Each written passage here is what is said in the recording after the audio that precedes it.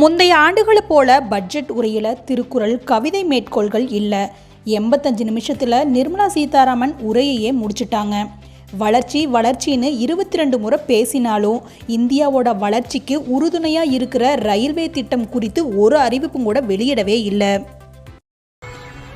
இந்திய தேசிய வரைபடத்திலிருந்து ஒரு கிராமமே தொலைஞ்சு போயிருக்கு. பட்ஜெட் 2024 தமிழகத்தையே காணுங்க. ஆமாங்க, தமிழகத்துக்கு எந்த விதமான நன்மையும் இல்லை அப்படின்னு சொல்றதை விட தமிழகம் உட்பட 13 மாநிலங்களோட பேரை சொல்லவும் கூட இல்லை. பற்றி நம்ம தமிழக முதல்வர் சொல்லும்போது ஒட்டுமொத்த இந்தியாவுக்கான பட்ஜெட் மாதிரியே தெரியல. பீகார் மற்றும் ஆந்திராவுக்கான பட்ஜெட் இது. தேர்தலில் தோற்கடித்த தமிழகத்தை பட்ஜெட் வாயிலாக கணக்கை தீர்த்து கொள்வது போல இருக்கு. அதெல்லாம் ஒரு தொழில் ரகசியம்.